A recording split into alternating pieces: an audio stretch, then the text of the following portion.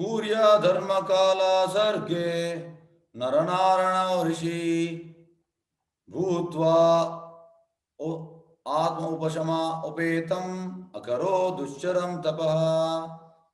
ನಾಲ್ಕನೇ ಅವತಾರದಲ್ಲಿ ಭಗವಂತನು ರಾಜನಾದ ಧರ್ಮನ ಹೆಂಡತಿಯ ಗರ್ಭದಲ್ಲಿ ನರನಾರಾಯಣ ಎಂಬ ಹೆಸರಿನಿಂದ ಅವಳಿ ಮಕ್ಕಳಾಗಿ ಅವತರಿಸಿದನು. ಇಂದ್ರಿಯ ನಿಗ್ರಹಕ್ಕಾಗಿ ನರನಾರಾಯಣರು ಅಸಾಧಾರಣ ತಪಸ್ಸನ್ನು ಆಚರಿಸಿದರು.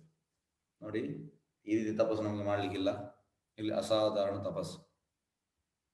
ಈಗ ಸತ್ಯಯುಗದಲ್ಲಿ ತಪಸ್ಸು, ಈ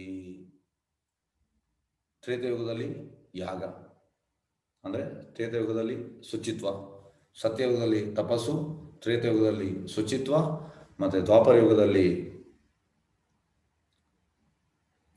ದಯೆ, ಮತ್ತು ಈ ಕಲಿಯುಗದಲ್ಲಿ ಸತ್ಯ. ಈ ಧರ್ಮದ 4 ಕಾಲು. ಹಾಗಾಗಿ ಆ ತಪಸ್ಸು ಅನ್ನೋದು ಆ ಸತ್ಯಯುಗದಲ್ಲಿ ಮಾಡಲಿಕ್ಕೆ ಆ ರೀತಿಯ ತಪಸ್ಸು. ಈಗ ಧ್ಯಾನ ಅಂತ ಹೇಳ್ತಾರೆ, ಅದು ಸತ್ಯಯುಗದಲ್ಲಿ, ಅದಕ್ಕೆ ತುಂಬ ವರ್ಷ ಬೇಕು. ಮತ್ತು ಈ ರೀತಿ ಕಲಿಯುಗಕ್ಕೆ ಹರಿನಾಮ ಸಂಕೀರ್ತನ. ಆಗ ಇವರು ಅಸಾಧಾರಣ ತಪಸ್ಸನ್ನು ಮಾಡಿದರು. ಪ್ರಭುಪಾದ ಹೇಳ್ತಾರೆ, ಅನುಸರಣೆ ಅನುಕರಣೆ. ನಾವು ನರನಾರೀಶ್ವರ್ ಮಾಡಿದಂತ ನಾವು ಕೂಡ ಮಾಡ್ಲಿಕ್ಕೆ ಹೋಗಲಿಲ್ಲ, ಅನುಕರಣೆ ಮಾಡ್ಲಿಕ್ಕಿಲ್ಲ. ನಮಗೆ ಸುಲಭವಾದ ತಪಸ್ಸು 2 ಗಂಟೆ ಜಪ ಮಾಡುವಂಥದ್ದು, ಮತ್ತೆ ಸ್ವಲ್ಪ ಓದುವಂಥದ್ದು, ಮತ್ತೆ ಸ್ವಲ್ಪ ಕೀರ್ತನೆ ಮಾಡುವಂಥದ್ದು. ಇದು ನಾವು ಮಾಡ್ಬೇಕು ತಪಸ್ಸು, ಸುಲಭವಾದ ತಪಸ್ಸು. ಸ್ಥಾನಿಸಿತ ಚೈತನ್ಯ ಹೇಳುವಂಥದ್ದು, ಸ್ಥಾನಿಸಿತ ವೇರ್ ಎವರ್ ಯು ಆರ್, ನೀವು ಅಲ್ಲಿ ಜಪ ಮಾಡಿ ಅಷ್ಟೇ. ಆದರೆ ಇದು ಕೂಡ ನಮಗೆ ಮಾಡ್ಲಿಕ್ಕೆ ಸ್ವಲ್ಪ ಕಷ್ಟ. ಆದ್ರೆ ನಾವು ಇದನ್ನು ಮಾಡಬೇಕು. ಕಷ್ಟ ಅನ್ನೋದು ಎಲ್ಲವೂ ಕಷ್ಟ, ಆದರೆ ಕಷ್ಟಪಡಿದ ಯಾವುದು ನಮಗೆ ಸಿಗುವುದಿಲ್ಲ. ಎಲ್ಲದಕ್ಕೂ ನೀವು ನೋಡಿ, ಭೌತಿಕ ಲೋಕದಲ್ಲಿ ಈ ಸಕ್ಸಸ್ಫುಲ್ ಇದ್ದಾರೆ, ಅವ್ರದ್ದು ಕೇಳಿ, ನಿಮ್ಗೆ ಹೇಗೆ ಸಕ್ಸಸ್? ಅವ್ರು ಹೇಳ್ತಾರೆ, ನಾವು ತುಂಬ ಕಷ್ಟಪಟ್ಟಿದ್ದೇವೆ. ಅದೇ ರೀತಿ ಆಧ್ಯಾತ್ಮಿಕದಲ್ಲಿ ಕೂಡ ನಿಮಗೆ ಕೃಷ್ಣನ ಆ ಒಂದು ಕೃಪೆ ಸಿಗ್ಬೇಕಿದೆ. ಗುರು ಮತ್ತು ಕೃಷ್ಣ, ನೀವು ಸ್ವಲ್ಪ ತಪಸ್ಸು ಮಾಡಬೇಕು. ಸುಲಭವಾದ ತಪಸ್ಸ ಹರೇ ಕೃಷ್ಣ ಮಹಾಮಂತ್ರ 2 ಗಂಟೆ ಜಪ ಮಾಡುವಂಥ. ಇದು ಅಂದ್ರೆ ತುಂಬಾ ಎಂತ ಹೇಳೋದು, ಸಣ್ಣ ರೀತಿಯ ತಪಸ್ಸು. 24 ಗಂಟೆ 2 ತಾಸು ಕೃಷ್ಣನಿಗೆ ನೀಡುವಂಥದ್ದು. ಇದು ಕೂಡ ನಮಗೆ ಆಗುದಿಲ್ಲ. ಆದರೆ ನಾವು ಆ ಐಡಿಯಾವನ್ನು ಬಿಡಬೇಕು. ಎಂತಂದ್ರೆ, ನನಗೆ ಕೂಡ ಕೃಷ್ಣ ಸಿಗ್ಬೇಕು, ನನ್ಗೆ ಕೃಷ್ಣ ಕಾಣಬೇಕು, ನನ್ಗೆ ಕೃಷ್ಣ ಗೋಲಕ್ಕೆ ಹೋಗ್ಬೇಕು, ಈ ಎಲ್ಲ ಪ್ಲಾನನ್ನು ಬದಿಗಿಡಿ. ಜಪ ಮಾಡ್ಲಿಕ್ಕೆ ಆಗದಿದ್ರೆ ಇದು ಪ್ಲಾನ್ ನಿಮ್ದು ಅಂದ್ರೆ ಸಕ್ಸಸ್ ಆಗೋದಿಲ್ಲ ಅಷ್ಟೇ. ನೀವು ಮಾಡ್ತಾ ಇರ್ಬೋದು. ಹೇಗೆಂದ್ರೆ, ಒಬ್ಬ ಸ್ಟೂಡೆಂಟ್ ಸ್ಕೂಲಲ್ಲಿ ಒಂದೇ ಕ್ಲಾಸಲ್ಲಿ ಇದ್ದಾನೆ, 7th ಅಲ್ಲಿ ತುಂಬ ವರ್ಷ ಇದ್ದಾನೆ. ಉಳಿದವರೆಲ್ಲ ಬೇರೆ ಬೇರೆ ಕ್ಲಾಸ್ ಹೋಗ್ತಾ ಇದ್ದಾನೆ, ಅವ ಅಲ್ಲೇ ಇರ್ತಾನೆ. ಅದೇ ರೀತಿ ಈ ಪ್ರಭುಪಾದ ಹೇಳ್ತಾರೆ, what is the essence of Krishna consciousness? ಶಾಂತಿ, ಜಪ. ನಿಮಗೆ ಭಕ್ತಿಯಲ್ಲಿ ಫುಲ್ ಶೇಪ್ ಬರುವಂಥದ್ದು ಆ ಜಪದಿಂದ.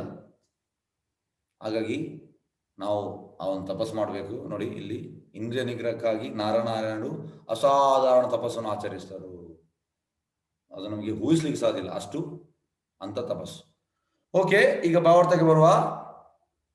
ನೋಡಿ, ಭಾವಾರ್ಥ by divine grace A C Bhaktivedanta Swami Srila Prabhupada ಕಿ ಜೈ.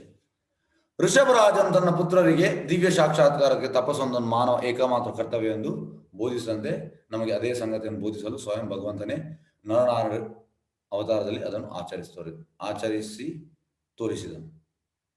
ಇದಕ್ಕೆ ಹೇಳುವುದು, ಯದ್ಯದ್ ಆಚಾರ್ಯ ಶ್ರೇಷ್ಠ ತತ್ತತ್ ಏವತರೋ ಜನ ಸಯತ್ ಪರಮಾಣಂ ಕುರುತೆ ಲೋಕಸ್ತತ್ ಅನ್ವರ್ತದೆ.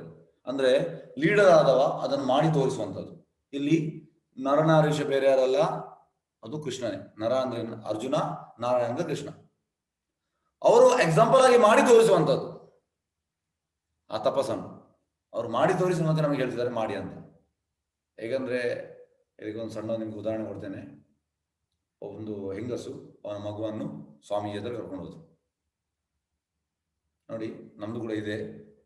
ಎಂತಂದ್ರೆ, ನಾವು ಸ್ವಾಮಿ ಹತ್ರ ಹೋಗುದು ಯಾಕೆ?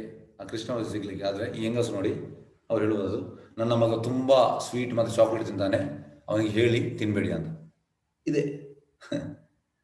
ಹಾಗಾಗಿ ಅವರು ಸ್ವಾಮೀಜಿ ಹೇಳಿಲ್ಲ.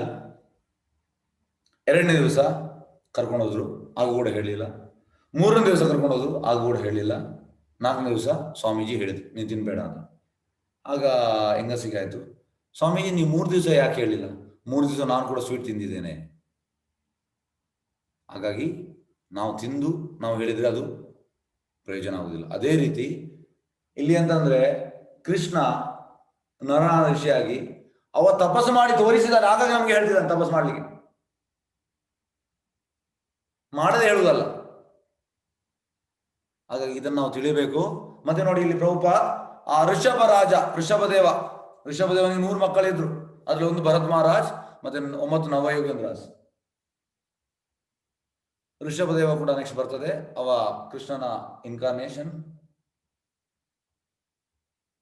ಪ್ರಭುಪಾದ್ ಯಾಕೆ ಇಲ್ಲಿ ಋಷಭರಾಜನ ಇಲ್ಲಿ ತಂದಿದ್ದಾರೆ? ಯಾಕಂದ್ರೆ ಆ ತಪಸ್ ಮಾಡ್ಲಿಕ್ಕೆ ಋಷಭದೇವ ಹೇಳಿದ್ದಾನೆ. ಈಗ ಋಷಭದೇವ ಹೇಳಿದ ಎಂದು 2-3 ಶ್ಲೋಕವನ್ನು ಹೇಳ್ತೇನೆ, ಯಾಕಂದ್ರೆ ತುಂಬಾ ಇದು ಮುಖ್ಯ. 5ನೇ ಸ್ಕಂದದಲ್ಲಿ ಉಂಟು. 5ನೇ ಸ್ಕಂದದ್ದು 5ನೇ ಅಧ್ಯಾಯದ್ದು 1ನೇ ಶ್ಲೋಕ. ಋಷಭ ಉವಾಚ ನಾಯಂ ದೇಹೋ ದೇಹ ಬಾಜಂ ಲೋಕೆ ಕಷ್ಟಾನ್ ಕಾಮಾನ್ ಹರತೆ ವಿದ್ಭುಜಾಮಿಯೇ ತಪೋ ದಿವ್ಯಂ ಪುತ್ರಕಾಯೇನ ಸತ್ವಂ ಶುದ್ಧೇದ್ಯಸ್ಮಾತ್ ಬ್ರಹ್ಮ ಸೌಖ್ಯಂ ತು ಅನಂತಂ. ಈ ಶ್ಲೋಕ ಎಂತ ಹೇಳುದಂದ್ರೆ, ನನ್ನ ಮಕ್ಕಳೇ, ಪ್ರಭುಪಾದ್ ಹೇಳ್ತಾರೆ, ಪ್ರಭುಪಾದ್ ಗುರು ಶ್ರೀಲ ಭಕ್ತಿವೇದಾಂತ ಸರಸ್ವತಿ ಠಾಕೂರ್ ಅವರು ನೈಷ್ಠಿಕ ಬ್ರಹ್ಮಚಾರಿ. ನಾನು ಮದುವೆ ಆಗ್ಲಿಕ್ಕೆ ಸಿದ್ಧ, 100 ಮಕ್ಕಳನ್ನು ಹುಟ್ಟಿಸ್ಲಿಕ್ಕೆ ಸಿದ್ಧ, ಆದ್ರೆ ನನ್ನ ಮಕ್ಕಳು ಕೃಷ್ಣ ಪ್ರಜ್ಞೆ ತಗೊಳ್ತಾರೆ ಎನ್ನುವಂತ ಗ್ಯಾರಂಟಿ ಇಲ್ಲ, ಅದಕ್ಕೋಸ್ಕರ ನಾನು ಮದುವೆ ಆಗುವುದಿಲ್ಲ. ಪ್ರಭುಪಾದ್ ಹೇಳ್ತಾರೆ, ನನ್ನ guru Maharaj, my guru Maharaj is a Vaikuntha man. Prabhupad ಕೂಡ ವೈಕುಂಠ ಮ್ಯಾನೆ, ಆದ್ರೂ ಕೂಡ ಅವರು ನಮ್ರತೆಯಲ್ಲಿ ಅಂದ್ರೆ ಯಾವಾಗಲೂ ಹೇಳ್ತಾರೆ Srila Bhaktivedanta Saraswati Thakur is a Vaikuntha man ಅಂತ. ಹಾಗಾಗಿ ಇಲ್ಲಿ ಎಂತ ಹೇಳುದಂದ್ರೆ, ಮಗುವನ್ನು ಹುಟ್ಟಿಸಿದ ಮೇಲೆ ಅವರಿಗೆ ಕೃಷ್ಣ ಪ್ರಜ್ಞೆ ಕೊಡುವುದು ನಮ್ಮ ಮೇನ್ ಕರ್ತವ್ಯ, ಇಲ್ಲದ್ರೆ ನಾವು ಯಾಕೆ ಹುಟ್ಟಿಸುವಂತದ್ದು? ಪ್ರಭುಪಾದ್ ಹೇಳ್ತಾರೆ, ಈ ನಾಯಿಗಳು ಹುಟ್ಟಿಸ್ತದೆ, ಬೆಕ್ಕು ಹುಟ್ಟಿಸ್ತದೆ, ಬೆಕ್ಕು 9 ಮಗು ಹುಟ್ಟಿಸ್ತದೆ. ಆ ರೀತಿ ನಾವು ಹುಟ್ಟಿಸುವುದಲ್ಲ, ನಾವು ಹುಟ್ಟಿಸಿದ ಮೇಲೆ ಮಗುವನ್ನು ಕೃಷ್ಣ ಪ್ರಜ್ಞೆ ಕೊಡ್ಬೇಕು. ಇಲ್ಲಿ ಋಷಭದೇವ ಪ್ರಭುಪಾದ್ ಯಾಕೆ ಋಷಭರಾಜನ ಇಲ್ಲಿ ಸೆಂಟೆನ್ಸ್ ಕೊಟ್ಟಿದ್ದಾರೆ? ಯಾಕೆಂದ್ರೆ ಋಷಭದ ರಾಜ 100 ಮಕ್ಕಳನ್ನು ಹುಟ್ಟಿಸಿದ್ದಾರೆ, ಮತ್ತೆ ಅವರಿಗೆ ಇಂದ್ರಿಯ ಸುಖವನ್ನು ಬದಿಗಿಡಿ ಅಂತ ಹೇಳಿದ್ದಾನೆ, ಕೃಷ್ಣ ಪ್ರಜ್ಞೆ ತಗೊಳ್ಳಿ ಅಂತ ಹೇಳಿದ್ದಾನೆ ಪ್ರಭುಪಾದ್. ಆದ ಕಾರಣ ಋಷಭರಾಜನ ಇಲ್ಲಿ ಉದಾಹರಣೆ ಕೊಟ್ಟಿದ್ದಾರೆ. ಋಷಭರಾಜ ಹೇಳುವಂಥದ್ದು ಈ ಶ್ಲೋಕದಲ್ಲಿ, ಯಾರೆಲ್ಲ ಜೀವಿಗಳು ಈ ಭೌತಿಕ ದೇಹವನ್ನು ಪಡೆದಿದೆ, ಈ ಅದರಲ್ಲಿ ಕೂಡ ಈ ಮನುಷ್ಯ ದೇಹ ಕೊಟ್ಟದ್ದು ನಮ್ಮ ಇಂದ್ರಿಯ ಸುಖ ಮಾಡಲಿಕ್ಕೆ ಅಲ್ಲ. ಋಷಭರ ದೇವ ಹೇಳುವುದು, ನಾಯಂ ದೇಹ ಬಾಜ ಮಿಲೋಕೆ ಕಷ್ಟಾನ್ ಕಾಮಾನ್, ಕಷ್ಟಪಟ್ಟು ಈ ಕತ್ತೆಯಾಗೆ 16 ಗಂಟೆ ಕೆಲಸ ಮಾಡಿ ಅದಕ್ಕೋಸ್ಕರ ದೇಹ ಕೊಟ್ಟದಲ್ಲ, ಇಂದ್ರಿಯ ಸುಖಗಲ್ಲ. ಇದು ನಾಯಿ ಮತ್ತೆ ಕತ್ತೆಗಳು ಕೂಡ ಇದು ಮಾಡ್ತದೆ ಅಂತ ಇಲ್ಲಿ ಹೇಳ್ತಿದ್ದಾರೆ ಋಷಭದೇವ. ಹಾಗಾಗಿ ನಾವು ತಪಸ್ಸೆ ಮಾಡಬೇಕು. ಈ ನಮ್ಗೆ ಮನುಷ್ಯ ಜನ್ಮ ಸಿಕ್ಕಿದೆ, ಮನುಷ್ಯ ಜನ್ಮದಲ್ಲಿ ನಾವು ತಪಸ್ಸೆ ಮಾಡಬೇಕು. ತಪಸ್ಸೆ ಮಾಡಿ ಎಂತ ಮಾಡಬೇಕು? ಆ ಭಕ್ತಿ ಸೇವೆಯಲ್ಲಿ ನಾವು ನಮ್ಮ ಹೃದಯವನ್ನು ಶುದ್ಧಿ ಮಾಡಬೇಕು. ತಪೋದಿವ್ಯಂ ಪುತ್ರಕಯೇನ ಸತ್ವಂ ಶುದ್ಧ ಮಾಡಬೇಕು. ಯಸ್ಮಾತ್ ಬ್ರಹ್ಮ ಸೌಖ್ಯಂ ಅನಂತಂ, ಅಂದ್ರೆ ನಾವು ಆ ದಿವ್ಯವಾದ ಟ್ರಾನ್ಸೆಂಡೆಂಟಲ್ ಆ ಸುಖವನ್ನು ನಾವು ಅನುಭವ ಮಾಡ್ಬೇಕಂತ ಇಲ್ಲಿ ಋಷಭದೇವ ಹೇಳಿದ್ದಾರೆ. ಹಾಗಾಗಿ ಇಲ್ಲಿ ಪ್ರಭುಪಾದ್ ಅದನ್ನಲ್ಲಿ ತಂದಿದ್ದಾರೆ, ಋಷಭದೇವನನ್ನು ಇಲ್ಲಿ ತಂದ. ಯಾಕಂದ್ರೆ ಅವ ಮಗುವನ್ನು ಹುಟ್ಟಿಸಿದ್ದಾನೆ, ಆದ್ರೆ ಅದರ ಜವಾಬ್ದಾರಿಗಳು ತಗೊಂಡಿದ್ದಾನೆ. ಪ್ರಭುಪಾದ್ ಹೇಳ್ತಾರೆ, if you are creating a child then you should take responsibility. Prabhupada ಹೇಳ್ತಾರೆ, ನಮ್ದು ರೆಸ್ಪಾನ್ಸಿಬಿಲಿಟಿ ಕೂಡ ಉಂಟು. ಎಂತ ರೆಸ್ಪಾನ್ಸಿಬಿಲಿಟಿ? ಅವನಿಗೆ ಕೃಷ್ಣ ಪ್ರಜ್ಞೆ ಕೊಡುವಂಥದ್ದು ನಮ್ಮ ಜವಾಬ್ದಾರಿ. ಇಲ್ಲಿ ಋಷಭರ ದೇವ ಅದನ್ನು ಅವರ ಮಕ್ಕಳಿಗೆ 100 ಮಕ್ಕಳಿಗೆ ಅದು ಕೊಟ್ಟಿದ್ದಾನೆ ಅಂತ ಹೇಳ್ತಾರೆ. ಹಾಗಾಗಿ ಋಷಭರಾಜನು ತನ್ನ ಪುತ್ರರಿಗೆ ದಿವ್ಯ ಸಾಕ್ಷಾತ್ಕಾರ ತಪಸ್ಸೊಂದೇ ಮಾನವ ಏಕಮಾತ್ರ ಕರ್ತವ್ಯವೆಂದು ಬೋಧಿಸಿದಂತೆ ನಮಗೆ ಅದೇ ಸಂಗತಿಯಲ್ಲಿ ಬೋಧಿಸಿದ ಸ್ವಯಂ ಭಗವಂತನೇ ನರನಾರಾಯಣ ಅವತಾರದಲ್ಲಿ ಅದನ್ನು ಆಚರಿಸಿ ತೋರಿಸಿದ. ಭಗವಂತನು ಗುಳಿಗಳಾದ ಜೀವಿಗಳ ಬಗ್ಗೆ ಅಪಾರ ಕರುಣೆ ಉಳ್ಳವನು. ನೋಡಿ, ದ್ವಯ ಕರುಣೆ. ಮತ್ತೆ ಪ್ರಭುಪಾದ ಯಾಕೆ ಇದನ್ನು ಕರ್ತಾರೆ? ಯಾಕಂದ್ರೆ ಅವ್ರಿಗೆ ಗೊತ್ತುಂಟು ಕೃಷ್ಣ ಬರುವ, ಈಗ ನಾರಾಯಣ ಋಷಿ ಕೂಡ ಬಂದದ್ದು ಅದೇ, ಜೀವೇರ ದ್ವಯ, ನಾಮೇ ರುಚಿ ಜೀವೇರ ದ್ವಯ. ಬೆಂಗಾಲಿಯಲ್ಲಿ ದ್ವಯ ಅಂತ ಹೇಳುವಂಥದ್ದು ಅದು ಅಭ್ಯಾಸ ಆಗಿದೆ. ಆಕ್ಚುಲಿ ದಯೆ, ನಮ್ದು ದಯೆ, ಆದ್ರೆ ದಯೆ ಕರುಣೆ ಒಂದೇ. ಬೆಂಗಾಲಿ ಚೈತನ್ಯ ಚರಿತಾಮೃತದಲ್ಲಿ ದ್ವಯ ಉಂಟು, ಹಾಗಾಗಿ ನಮ್ಗೆ ಕೂಡ ದ್ವಯ ಬರ್ತಾ ಉಂಟು. ಎಸ್, ಹಾಗಾಗಿ ಜೀವಿಗಳ ಬಗ್ಗೆ ಅಪಾರ ಕರುಣೆ ಉಳ್ಳವನು. ಆದುದರಿಂದ ಆತ ಸ್ವಯಂ ತಾನೇ ಭೂಮಿಯಲ್ಲಿ ಅವತರಿಸಿ ಅಗತ್ಯ ಬೋಧನೆಗಳನ್ನು ಬಿಟ್ಟು ಹೋಗುತ್ತಾನೆ. ಕೃಷ್ಣ ಬರುವ ಉದ್ದೇಶ ಅಂತಂದ್ರೆ ಅವತರಿಸುವುದು ಅಗತ್ಯ ಬೋಧನೆ ಕೊಡ್ಲಿಕ್ಕೆ, ಈ ಆತ್ಮ ಸಾಕ್ಷಾತ್ಕಾರಕ್ಕೆ ನೆರವಾದ ಬೋಧನೆ ಕೊಡ್ಲಿಕ್ಕೆ ಹೊರತು ಇಂದ್ರಿಯ ಸುಖಕ್ಕೆ ಅಲ್ಲ. ಬದ್ಧಾತ್ಮರನ್ನು ಮರಳಿ ದೇವತ್ವಕ್ಕೆ ಆಹ್ವಾನಿಸಲು ತನ್ನ ಸತ್ಪುತ್ರರನ್ನು ಪ್ರತಿನಿಧಿಗಳಾಗಿ ಕಳುಹಿಸ್ತಾನೆ. ಎಲ್ಲರೂ ಕೃಷ್ಣನ ಮಕ್ಕಳನ್ನು ಕಳಿಸುವಂತದ್ದು ಕೃಷ್ಣ.